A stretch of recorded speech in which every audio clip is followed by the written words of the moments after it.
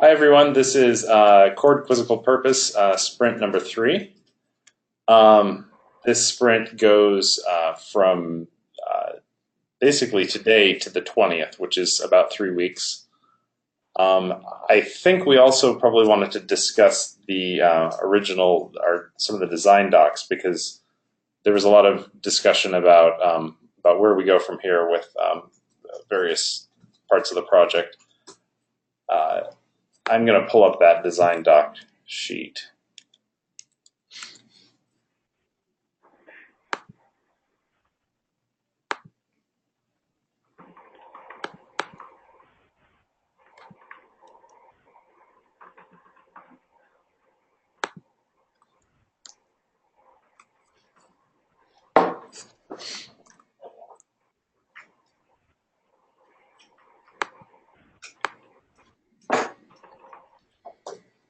So we've gone through here for some of the specific goals and priorities.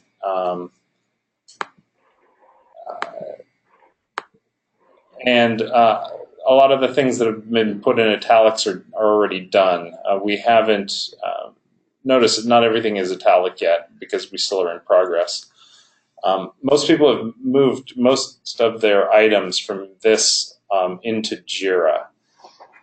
At this point, we can go over what's in Jira and look and see what things we need to bring from the previous sprint into the current sprint. Or we can discuss where we're at here in the task prioritization list. One of the reasons I want to discuss what we discussed in the morning is, I think at least for a couple of us, the task for this sprint will come out of that. Okay. Do you have a link to that? No, it was just a chat during the stand-up. Yeah, so this was the issue about OpenStack Helm and whether we're going to move forward with that, or is this something else? Yeah, it's that. We in Menlo had a 10-minute discussion after the stand-up. I can give an update if you guys are okay. So basically, what it boiled down to was what the priorities was. So two things emerged. One was VTN's integration with Kubernetes so that it can do stuff with Kubernetes that it is doing right now with Neutron. And the other thing was trying to modernize OpenStack, mainly because we can't get rid of it, at least in the near future. We will need it definitely for MCOD. We will likely need it at least for some of our code and possibly eCode if eCode continues to stay as a valid use case in 6.0. So it felt like the team consensus, at least in Menlo, was that it is more important to get and modernize OpenStack, most preferably on Kubernetes, if possible, more than trying to get VTN working with Kubernetes. The thinking behind that is the first stage is to try and get the control plane working on Kubernetes. I think we are well into that work. We consider OpenStack as a part of the control plane.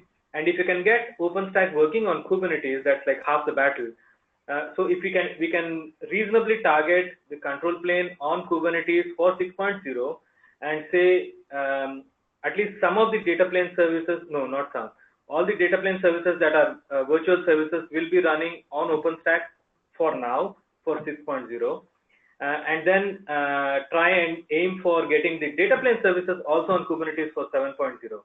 The stretch goal for 6.0 would be trying and implement the VTN Kubernetes interface so that we can get the data plane services as well.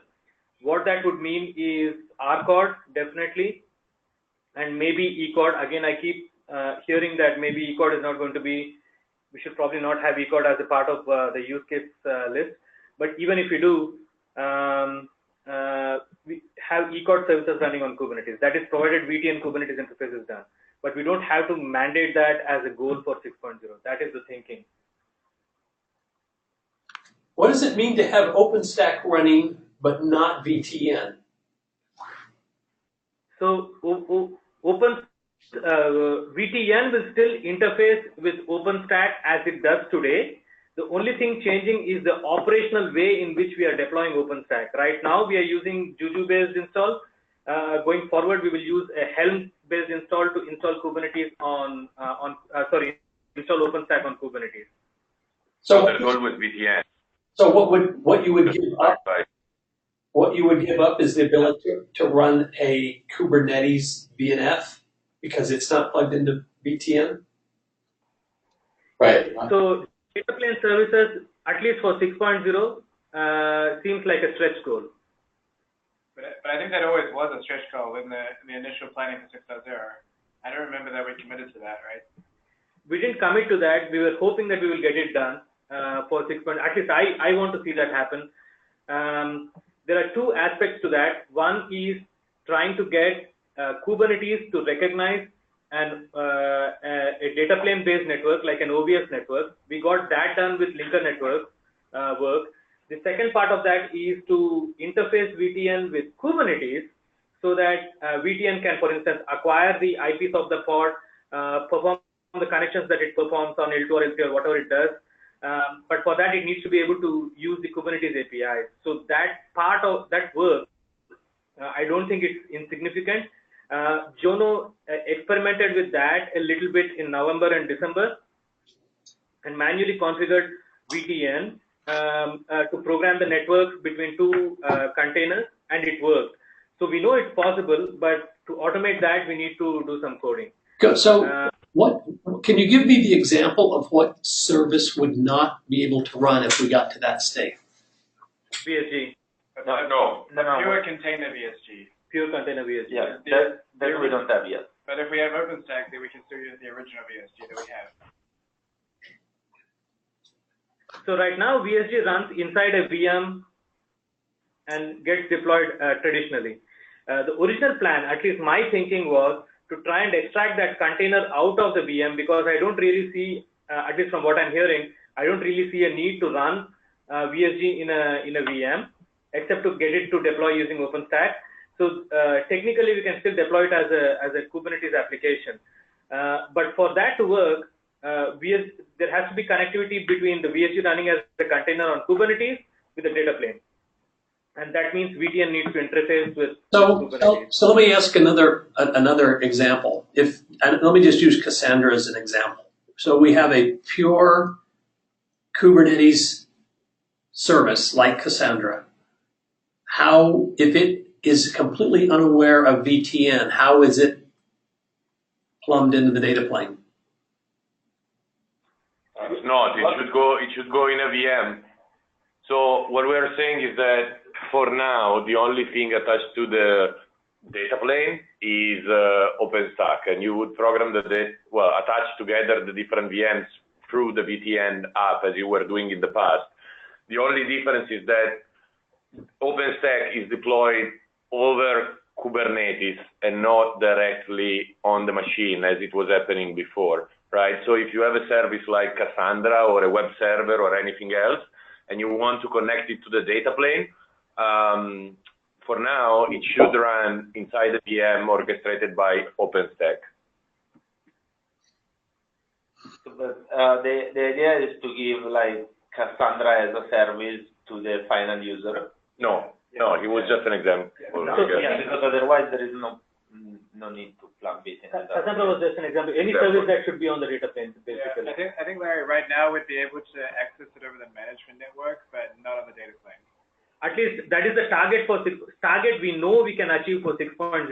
Again, like you mentioned, I think there is no debate in the team to try and achieve the stretch goal of also having the data plane on Kubernetes. We just don't want to commit to it and say that, oh, you're definitely going to do it. That's what's happening here, Larry. Nice. Okay, so what we're saying is the final state for 6.0 is we'll have Kubernetes. We'll use a Helm chart to deploy OpenStack, so we'll have an updated version of OpenStack. OpenStack will be taking care of the VMs. We'll have containers for our fast path where we don't have a VSG. In the case where we have RCord with VSG, we're using VMs. In the case of MCord, we'll be using the updated OpenStack with VMs also, right? Yes. Is that the end state we're talking about for 6.0? End state that we think we can achieve, yes. Okay. So it definitely has the advantage of being nicely a reasonable line as to where the amount of work is. And it's, I guess, just kind of an incremental step over where we were at 5.0. So basically, we've replaced Docker Compose with Kubernetes, and we've upgraded OpenStack to a more modern way of deploying. But otherwise, it's, I think, pretty much what we had at 5.0. That's right. Now, for 6.0, are we still supporting a non-Kubernetes deploy? We don't want to. So if we successfully manage to move OpenStack to Kubernetes, we don't see a reason to have to do that. Okay. So back, just for a second, back to the Cassandra example. Would we still? So again, this is a consensus here in Menlo, guys. So we definitely want to hear what you guys think. So just to pull on the thread. My thought is this is. Are we muted? Go ahead, Scott.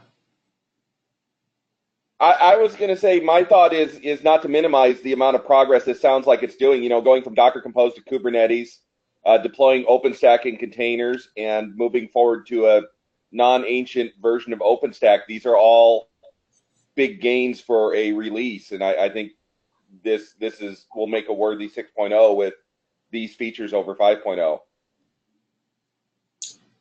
Yeah, and you know, the idea of prioritizing the OpenStack work over the VTN work is that we have a bunch of services for Think to MCORD, for example, that operate on VMs, and of course we want to provide at least support to them for this, right? So, you know, if we move the VSG to be a Kubernetes container, that's a nice thing for sure, but this doesn't give us the support for the MCORD use case. Right. So I completely get that, and this is a nice clean line to draw. The only concern I have is we can continue. First of all, it's not. I wouldn't consider it a strict requirement that every profile we had running in 5.0 now also run at 6.0. That's a nice goal, but I wouldn't consider it a hard requirement because people could still continue to use 5.0 for those other profiles for a while. And having the ability to do a pure Kubernetes configuration with even data plane services and not just the management plane running in Kubernetes is a big deal. So yeah, so I guess what you're saying is that line that we drew with updated Kubernetes and updated OpenStack, is that forward looking enough, or are we maybe in some sense having our hands tied too much by what we've already done in the past and not taking that big leap that's actually going to excite people? Yeah, I mean, it's the long and the short of it is there's no commercial VNF available today that I'm aware of that is container based. Is that what everybody else sees as well? So one thing you're considering, one thing you're doing here is you're looking at Volta as management plane. That's another aspect. Yeah, and that's a good point because going forward that would change, right? When we have in-band control, we'll have to connect both to the data plane network. Yeah. How soon? Tomorrow, Gopi. Yeah. Well, so the plan's appealing from a achievability and, you know, really ought to be able to get that done. And the other was that has enough unknowns to it that it's kind of a risk. So I like it from a lower risk point of view. So if everyone else is on board with that, that's fine. I want to reiterate that we are not saying, no, we are absolutely not going to do it. We are saying we don't know how much time this OpenStack thing is going to take us and how many resources among us will have to be deployed to get that thing working. If, for instance, it turns out that it's a breeze, you know, we get it done in 1 or 2 sprints, I think we will still have, let's say, 3 sprints or 4 sprints to actually take a serious crack at getting VTN working with Kubernetes. Yeah, That would be the ideal result. So, but then that complicates things a little bit, because once we start talking about VTN working with Kubernetes, I don't think we can avoid implementation of the Kubernetes synchronizer itself. well, that's what I was actually hoping to get done sooner rather than later, is the Kubernetes synchronizer. It just struck me as a stake in the ground that would be helpful to really, or maybe the way to look at it is we like to get that done, but we're viewing it a little bit more exploratory as opposed to finished. Yeah. So this is for the next sprint. Do we think? I'll be blunt. By ONOS September in Amsterdam, that we'll have the Kubernetes synchronizer and be able to synchronize container VNFs. Did you say September? Yeah. I think so. So it's about two tasks, right? One is getting a data plane CNI working with Kubernetes. We actually have that. It's a patch set. We have to test it, and we have to integrate it. The work is done.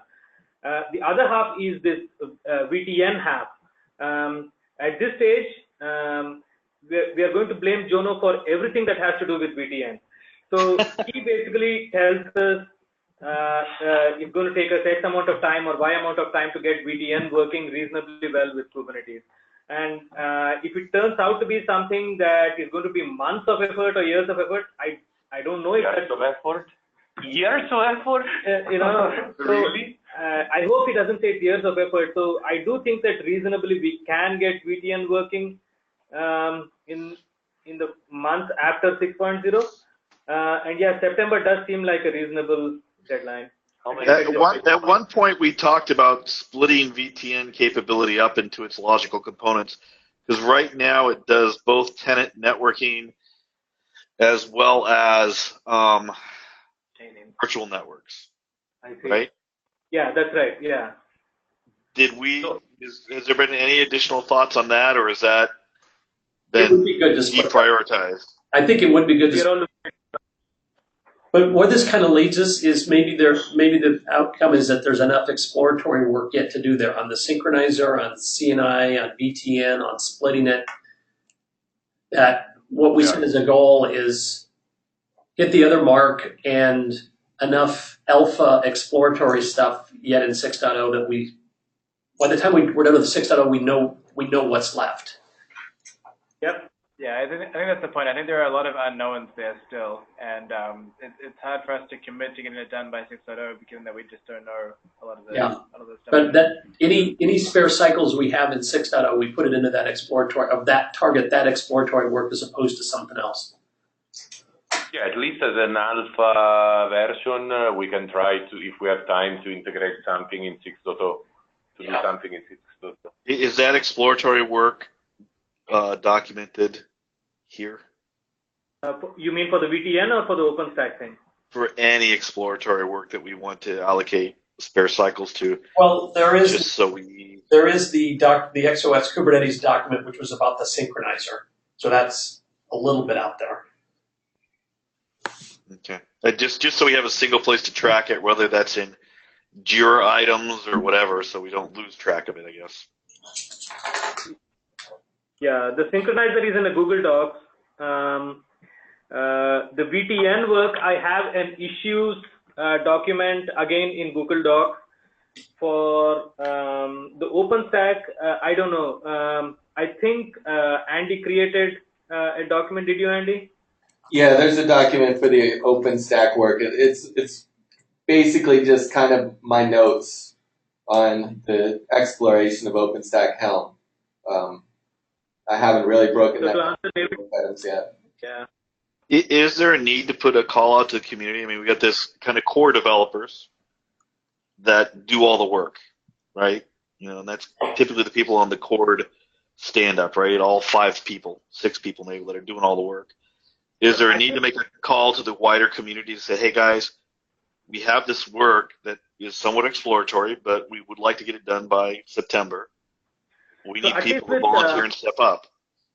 so with VTN, at least we have 99 linker networks who are helping us with the CNI and getting it in. So it's not all the Express Core platform team, but yeah, for the OpenStack, we thought we will get some help, and I do think that 99 Cloud is working on it, but we just don't have visibility into how long it's going to take for them to get that thing integrated.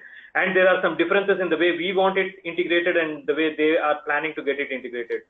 So I do think that at least for the OpenStack work, it's just going to be the core platform team. So yeah, I think for that, at least for OpenStack, I don't know if it's too late to start asking for help. Synchronizer, definitely, I think we can start asking for help. The Kubernetes synchronizer. OpenStack, I think we'll have to do it ourselves.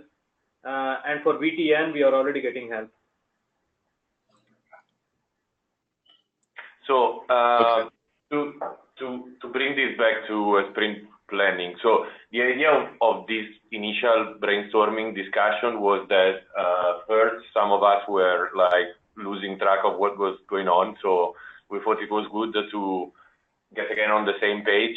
And second, to decide specifically for this sprint what to do next as a urgent item, even because it came out that again, the OpenStack investigation and, to make OpenStack work couldn't be that trivial, maybe.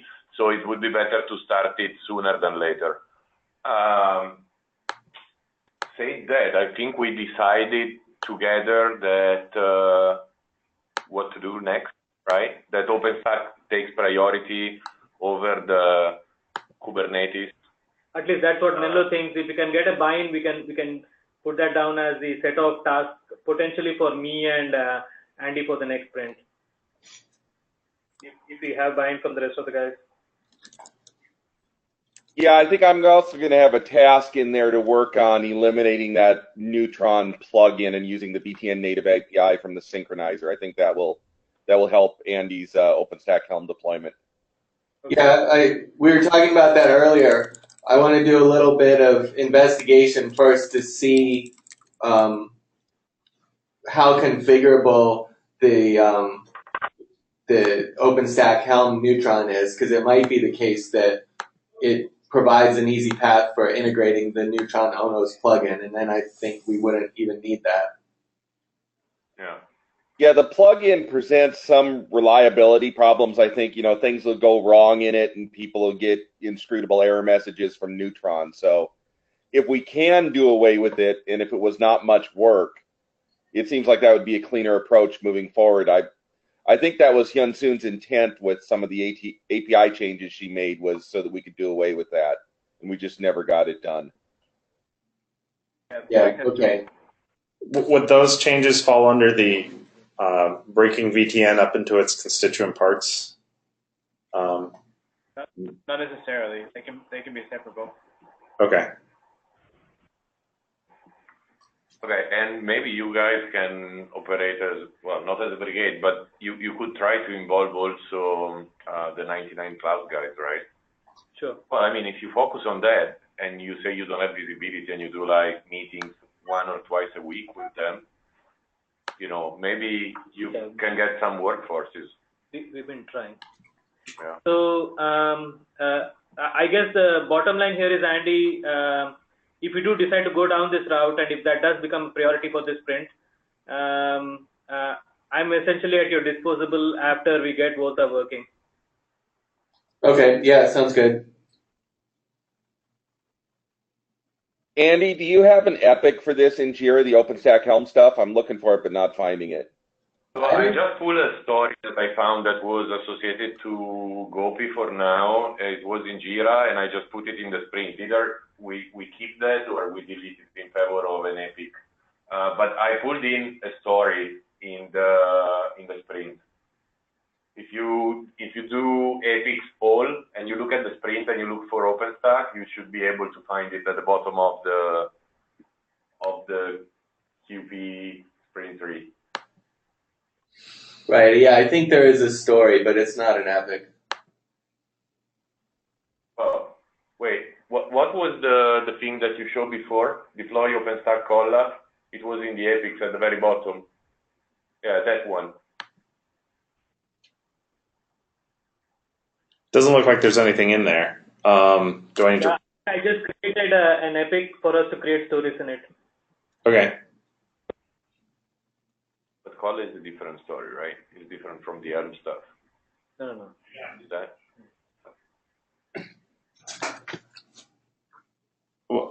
We'll get it in here. What's the name? Do you know the number of it, Gopi?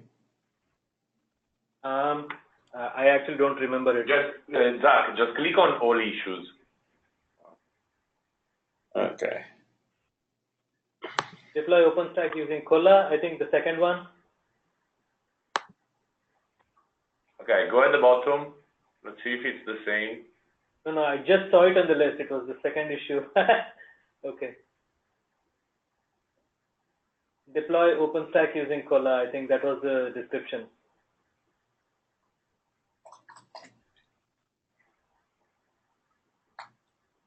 No, scroll down. No, in the main screen. Oh. All issues, scroll down to the bottom of the sprint. Okay, I saw it. Deploy, install Colla-based OpenStack Concord. Okay.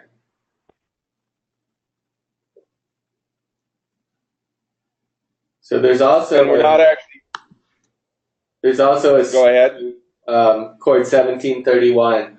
Investigate feasibility of integrate OpenStack Helm in Cord build process, which is where I think I've been maybe keeping some notes, or that's the one assigned to me. So This one here, this Colla one, that's the 99 Cloud people. That's not related to OpenStack Helm. That's an alternative fork. Is that right? So my understanding is that OpenStack Helm frequently uses parts of or containers that were built by Colla, and Colla has a little more configurability and has the ability to target both just plain Docker and also Kubernetes. But because we're going all in on Helm, we wanted to use OpenStack Helm, which lets us maintain our Helm workflow for deploying OpenStack. So if you go to the Colla project page, it has two deployments. One is the primary deployment, which uses Ansible and Docker Compose to deploy OpenStack containers on a cluster. And then there is a Kubernetes branch in the same project that also lets you install the same Colla components in Kubernetes. I don't remember if that's a Helm or if it's just a bunch of Kubernetes resources, but there is definitely a Kubernetes deployment package there. The way of looking at Colla is not just it's a bunch of deployment frameworks.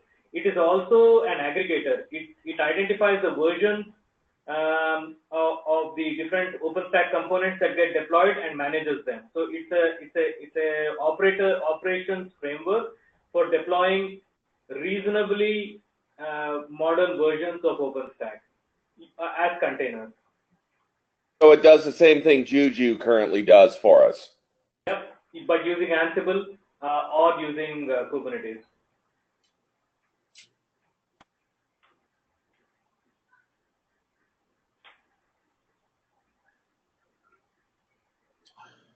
Okay, now that we've talked over sort of strategy, do we want to switch over to Jira and look through the tickets that we have already filed and then see if there's anything in the backlog or that wasn't finished in the last sprint that needs to be re-added to this sprint?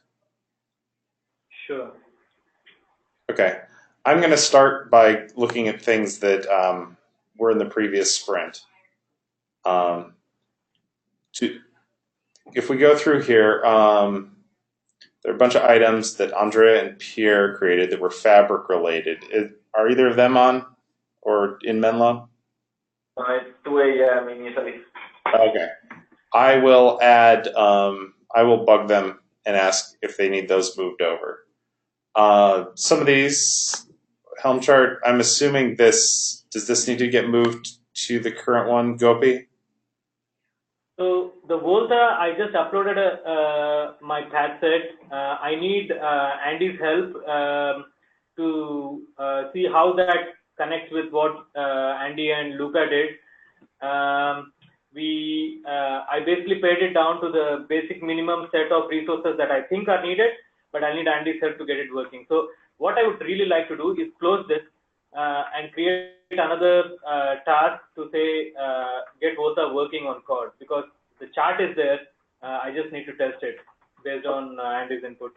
Okay, if you can close it, then make another one. Let's do that, Okay. and then add that to the current sprint. Yep. Looks like there are a few things for Suchitra. I know she added other things. Is Suchitra on? Yes, I'm here. Yeah, I already looked at the older tickets from the previous sprint and then added them accordingly. I don't think the other two which are here on the list can be added yet. Yeah, I'll wait for. The validate end-to-end service chain depends on us having the service chain. So. Yeah, so we have other tasks definitely, so we will work on those. Okay. This is. Go ahead. No, maybe we are going there later. 2843. I'm not sure what that means. This is yours, Andy. This was for the Helm charts. Just making sure that when we bring up the Volt service using Helm, that it's able to talk to Volta that's also brought up using Helm. I think that's probably a pretty minor configuration task. Okay. Should we move it to the current sprint, or? Yeah, I guess so. Okay. So for the so we were talking about QA a minute ago. Which one were we talking about? Yeah, the end-to-end service chain. So Suchitra and I were chatting on Slack earlier about is it possible to create a test that with the new code in master will just set up the service chain in XOS and validate that the objects are set up correctly without like needing the full environment to do the full end-to-end test. I think that would be pretty useful, both for like the current RCord local profile and also the new RCord Lite Helm chart.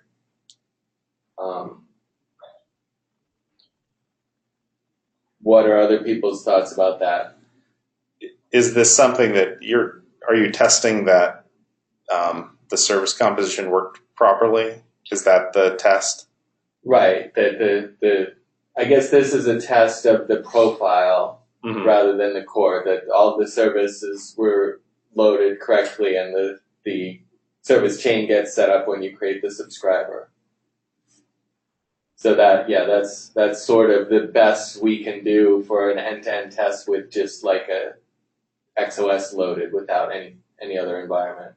Okay. Okay, so it's like a end-to-end model. Right, end-to-end model test, yeah. So earlier we had for 5.0, we had been using this test. So Andy was asking if we can do it on master also. Yes, so definitely we can work on that and then make it available. Yeah, I think we can do that. I think that is blocked by Jono and me, that we are playing around with the model.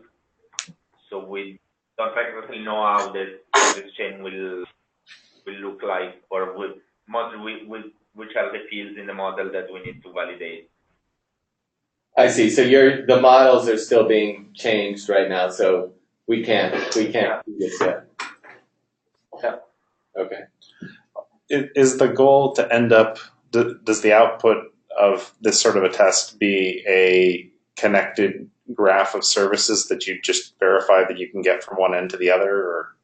That was my thinking. Okay. So I want to create, let's say in the RCord Lite profile, I want to create the Cord subscriber and see that the VSG hardware service instance gets set up and the Vault service instance gets set up and they all get linked together. Okay. That seems really useful. Okay, do we have an item in Jira for that? Or Well, I guess Matteo was saying that yeah, I mean, we could still create the item and just mark it as blocked until the models are. I think you have the mouse on the item, and that item is blocked by task assigned either to me or John. So this is the one, 2781. That is the same one which I was talking to you, Andy. That I mean the test which I told you for 5.0. So for the new changes, this is exactly this task story that we are blocked on.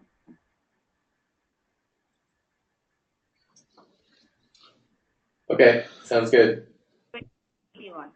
okay. Not this. So we'll bring this back into the sprint when those other unblocking those other things are completed that unblock this. Yes, sure. Okay, moving on. 2776. This is something that Luca and I worked on. That's getting Mass to use pre-built images from Docker Hub. I'm not sure where this stands in the priority queue, given everything else that's involved. Luca, do you have any thoughts on that? Well, no, it went low priority for me. I mean, code-wise, the guy from Argela, I can't remember the name now.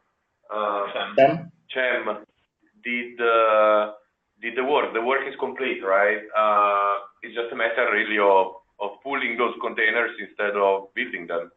So I wrote the patch, then you rewrote the patch. I don't know what's the status on that.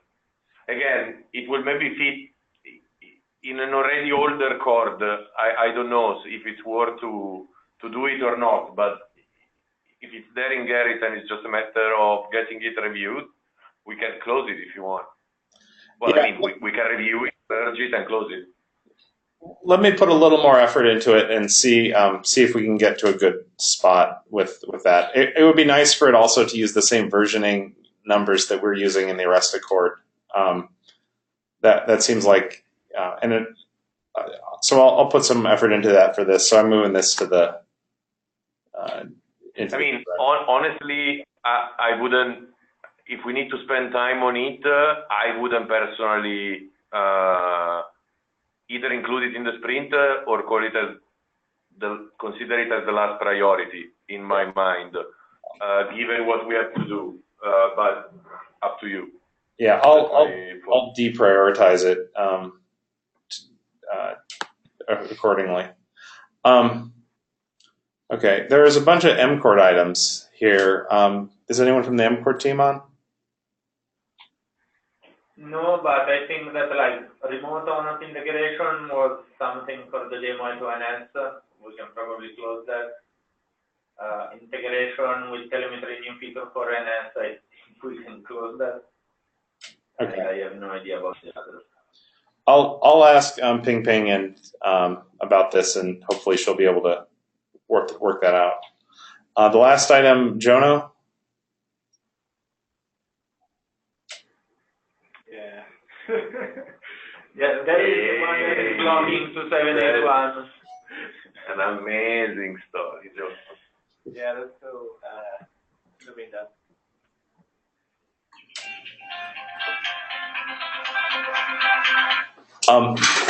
So do we need to move that one into Sprint, or is that one going to stay out because it has other dependencies? No, we should put it into the Sprint. Could you repeat that? Sorry, we missed it here. We should move it into the Sprint. Okay, thank you. I'll move that in. Alrighty.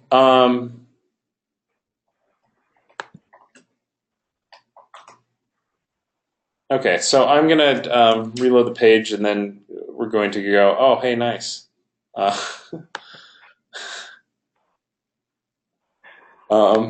I'm going to go through by epic the items in the sprint.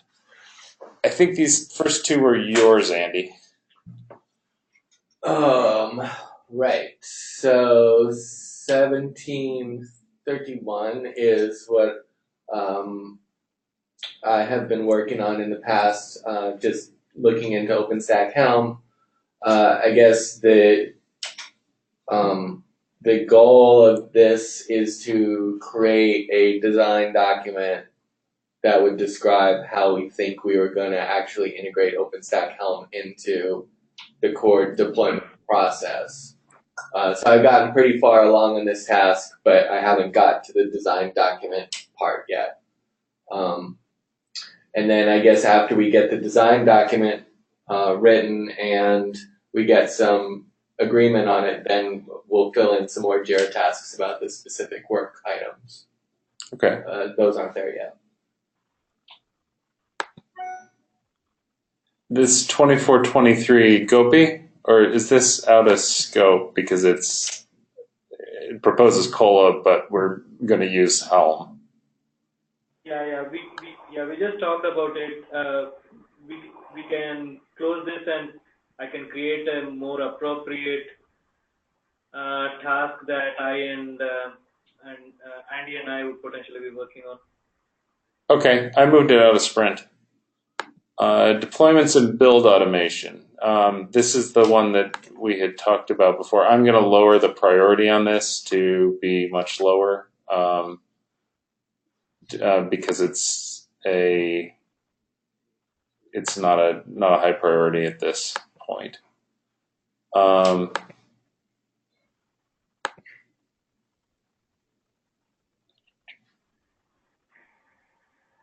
Yeah, so the other, well, okay, let's start from the last one. The last one is something that I don't know where it's going, but needs to happen somehow. I have some shortcuts that I can take there, and also people that I can bother. But I really want to build these deb files because it's something that people ask us. And so, I mean, and, you know, people are getting the NDAs with Broadcom to get these deb files from us. So I have all the code in place. I really want to understand why something is not working, but it's almost done.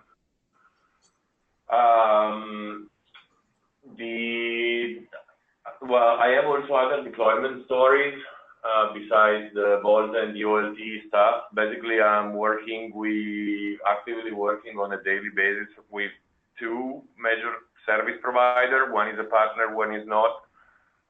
Both deploying the new Arcor Lite thing on top of Kubernetes.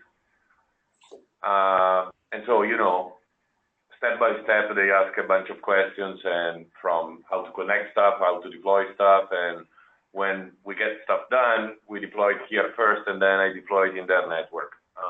And in case something doesn't work, I debug. Plus, some of these service providers have more, like, let's say, exotic software on which to deploy on. So there could be some incompatibilities that will take time. I don't really know how to phrase this in Jira, but I'll find a way to put more stories maybe there. I just don't put stories usually, because when I put a story, then they call me with a problem that is completely the opposite of the story I put, and I can, yeah, I can't decide before what will be the problem. It's the story of your life, Luca. Unless you introduce it. Yeah, unless I create it on my own, which happens. Okay, Jono?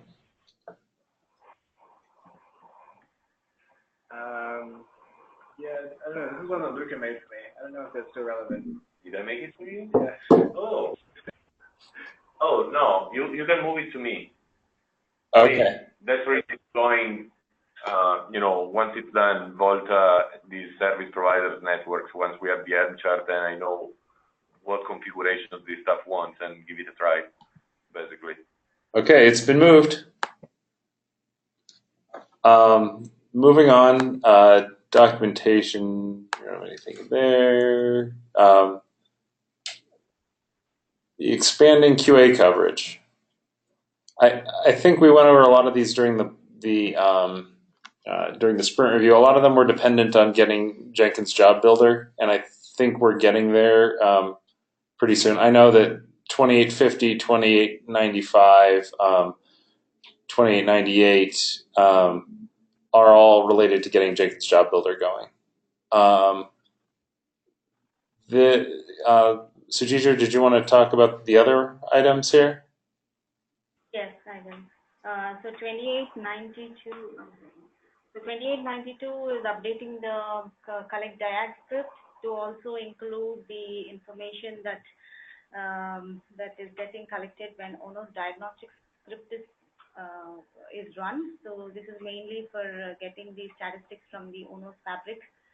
And it looks like it is not an easy one because the way ONOS diagnostics run is different, and it has a different way to connect to the ONOS fabric. So we need to really investigate like how we need to implement that, or we need to have like separate scripts as is right now to collect the information.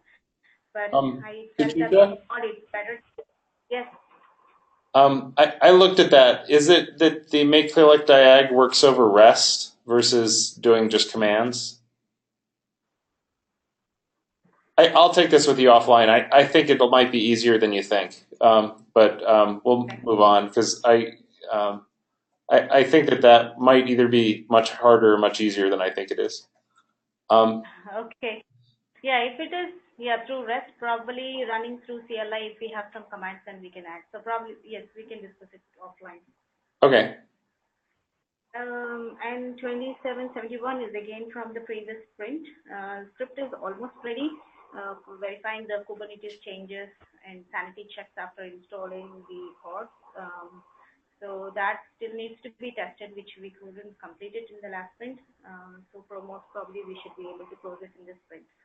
The next one, 2893, enhancing the VCP scale test. So we created the scale test for the containers, the VSG, but we plan to enhance that by adding some health checks to the containers.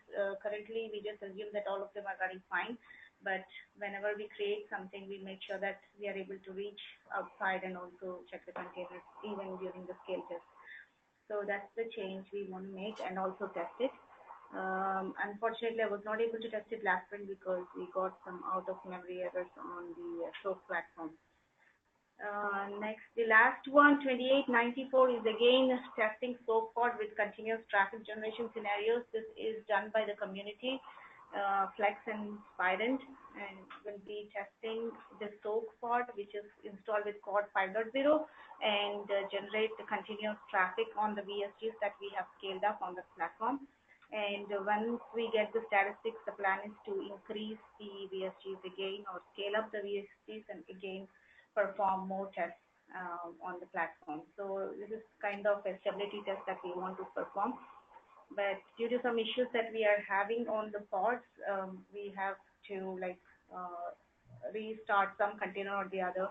Hopefully we can do that successfully this sprint. I think that is all for me. Yes. Okay, thanks, Sujitra. Moving on, Fabric, I'm going to bug Pierre and Andrea about that offline. MCord is the same. Maintenance. I have a few items here. Mainly they're updating things. There's a bunch of Python packages. I want to standardize on certain ones that are for Docker. That's actually in flight right now. There's a bunch of deprecation warnings, so you get nasty warnings after upgrading to Ansible 2.5, and that's turning out to be complicated because we have a lot of different Ansible versions. But that should also be quick. And the last one is for QA, they wanted the highest priority changed to be blocker in Jira, and for the icon to be changed to match how it is in the ONOS Jira. I'm going to figure out how to do that. That shouldn't be too bad either. The next two are Mateo's. Yeah, the one is bug that has been reported that sometimes the redirect in the GUI from the login page to the dashboard is broken. I think that is related with the fact that you may rebuild or remigrate the database so the sessions are lost and there is something weird in how the GUI handles this case. And the second one comes from some features that we need in the Arcord feedback and Arcord workflow, where we'll need to read information from Volta, such as the ONUs and the subscriber coming up. So I quickly talked this morning with Scott to start implementing a mechanism in the synchronizer framework to read the state from the backend and to formalizing this in a standard practice. Okay, thanks, Matteo. Scott? Yeah, so this one Andy reported this morning. It's the BSG hardware service instances are not automatically deleted when a chain is cleaned up. I think this is simply lacking a model policy, so I'm working on that today, adding that policy, and I think this will be a quick fix. Okay, thanks, Scott. Moving on.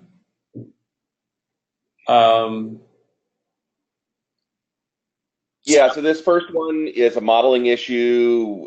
The Arcord subscriber devices we're still using proxy models. It's been on the list to get that fixed for a while, so I threw it in as a low priority item in case we run out of other things to do, which doesn't sound entirely likely, so it'll probably get punted, but we'll see. Okay, the next two are Jonas. We already talked about the first one, and Matteo just told me that the second one is done. So. Well, that's great. Let's mark it off. Okay. None in refactor, build, deploy, none in unit testing, none in cleanup. Back down to deploy XOS and ONOS using Helm charts. Scott? So the first one is the database resiliency thing. That has to do with what I mentioned this morning during stand-up, Django, DBCon, retry thing. I think I'll probably reduce this in priority as well. We seem to have had it well taken care of, but then the guy who wrote the original plugin said there's some limitations that I need to look into. So it's going to take a little while with those. Next up was automating execution of the Tosca recipes in Kubernetes. That is taking the Tosca runner container from its current approach, which is just to run all of the recipes in order and then die and restart if there's a failure. Taking that approach to something that is more complex, maybe automatically retries, maybe has a mechanism to add new recipes to the list. That's also lower priority because what we have now currently works. Next up is XOSSH launchable using Kubernetes and Helm. I tend to use XOSSH a lot, so I'd like to find a way to have a workflow for that replaces the workflow I had under Docker Compose. I talked that over with Gopi this morning. I think that's really simple to do that. Thanks, Scott. The next is also dependent on that Jenkins job builder. It's writing something that runs, that lints or otherwise checks the Helm charts before they get accepted. It's a QA job. And I'm going to talk the last one, the Postgres database. Currently, we have it. We're building our own. There's another task that's later on in the sprint that's to replace it with something that's pre-made from someone else. And then this is to take that one step further and to use some sort of high availability on Postgres within XOS so that we can withstand one of the database nodes going down, which should get us a good chunk of HA behind XOS if Kubernetes spins up the other containers. But that's a low priority for this sprint. It's mainly a design task. Andy? I think we already talked about this. This is just making sure that the Helm charts have the right configuration so that the Bolt service can control both of them.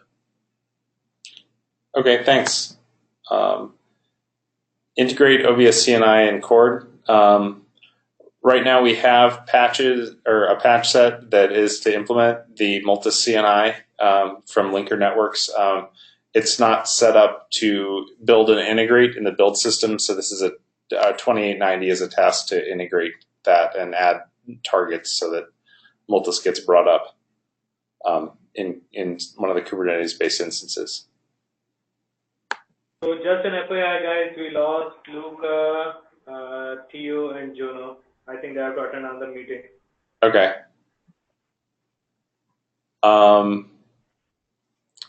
Scott? Sure. So the first one here is to create a prototype Kubernetes synchronizer for horizontally scalable services. There's some description in the item as to what that actually involves, referring back to Larry's document. This is the exploratory work that I think we talked about during the beginning of today's call. Okay, thanks, Scott. Moving down. Scott?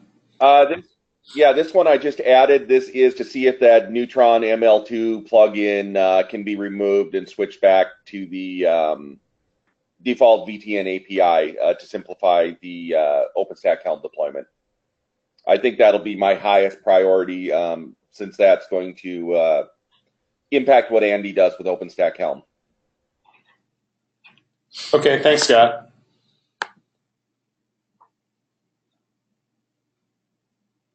Matteo is not here, but these are things related to Volta, and can anyone speak to these? Not in Menlo, at least not here. Okay.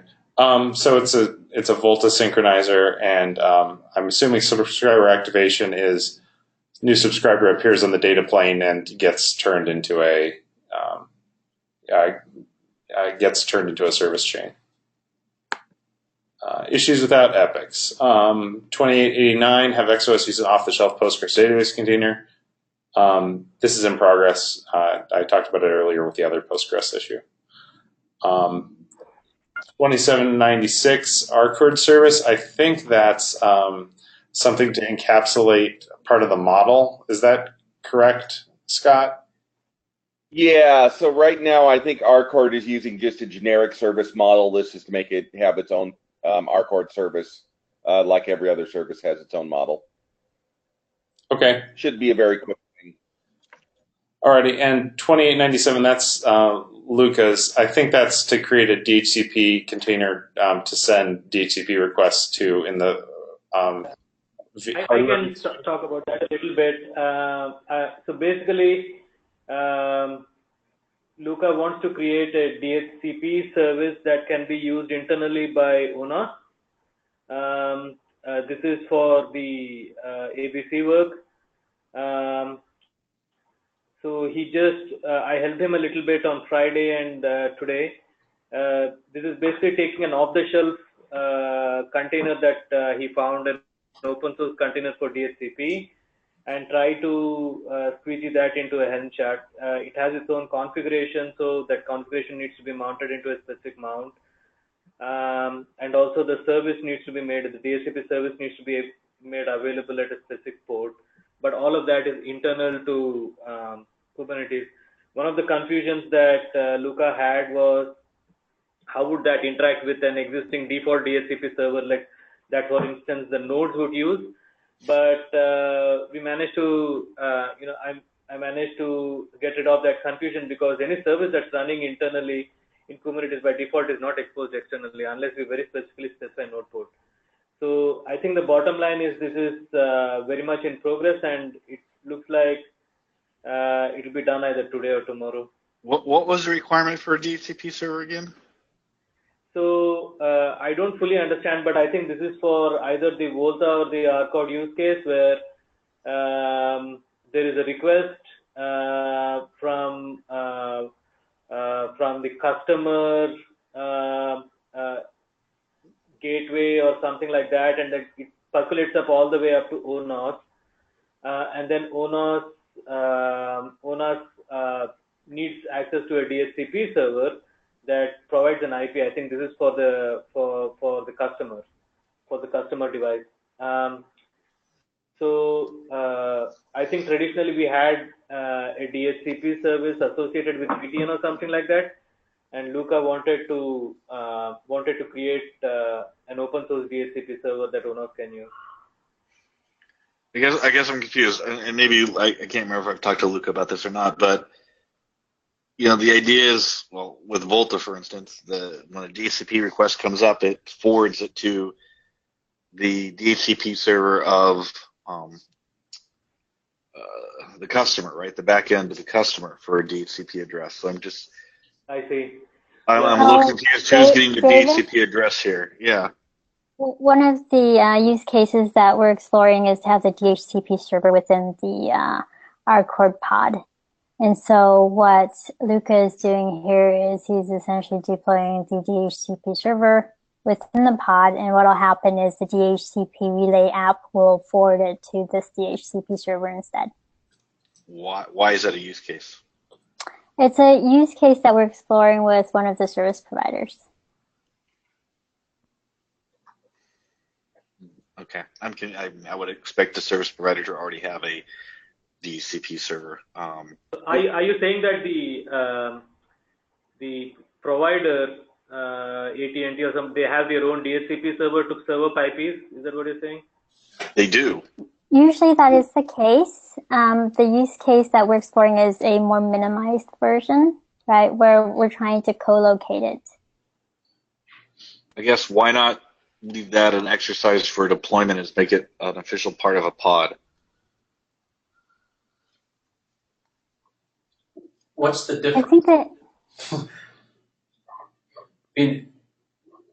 because you deployed it didn't make it official. It's just Helm install DHCP server. Yeah, it's app get DHCP server. I don't understand why there's anything other than that. And there's documents on how to configure a DHCP server. Why are we involved in that? Isn't that outside our scope? The requirement is have a DHCP server. I think if you are operating anything, internet service carrier, I'm assuming you already know how to set up and configure a DHCP server. I think this might have been a testing thing where for testing we wanted to have a DHCP server to forward traffic or forward requests to, but this wouldn't be actually go into a production development. Exactly. Yeah. This is definitely more of a temporary solution. Right. I think this is set it up so that they don't need an extra infrastructure component to run a DHCP server. They can just do it in Kubernetes and forward traffic to it, not some production ready sort of thing. Yes. All right.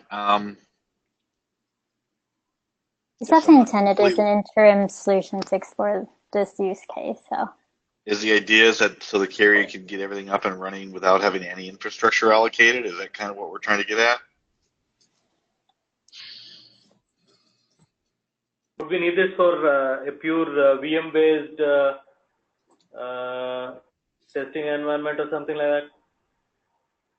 I think it'll be a little of both. I think it provides us with a fairly self-contained environment. So from a testing standpoint, it's available for us to test out the full DHCP path. But it also provides kind of an interim solution so that things are more self-contained. Okay, we just need to, I think, make sure that this stuff's customizable, right? Because in a full production deployment, I don't expect.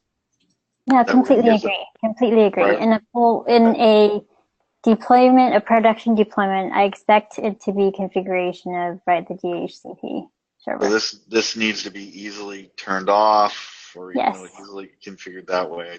I worry that it starts out as a short-term solution and somehow gets ingrained and becomes a problem later.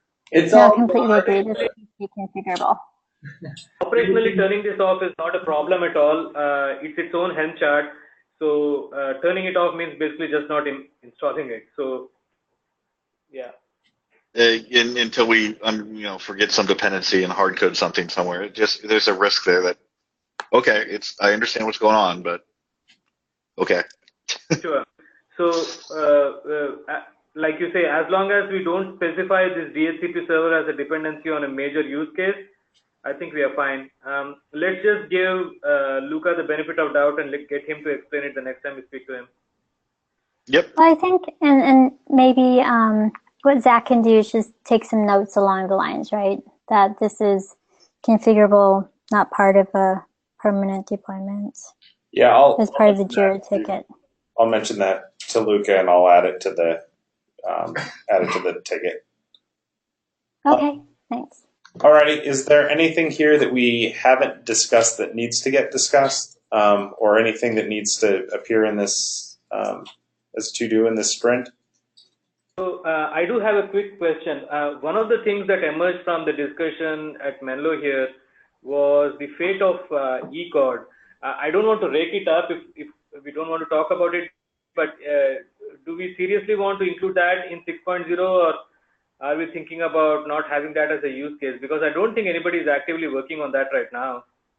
Yeah, I've been carrying it forward as we make changes to make sure it continues working.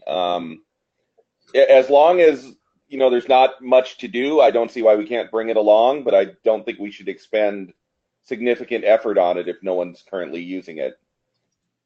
Right. Okay. From my side, the only other thing is, and you probably already saw me sending in the passage for the Volta Helm chart. Tomorrow is probably the time we should, have a chat and see where the disconnect is and how to get that thing working. Yep, I'll take a look. Okay. So it's just me and Suchitra in the Menlo Park office. We don't have anything else. Okay. If there's nothing else, I'm going to stop the recording here. Add what you need to. I'm going to probably start the sprint at 5 o'clock tonight, so in about an hour. Okay. Cheers, guys. Alrighty. Thanks all. Bye, everyone. Bye. Bye.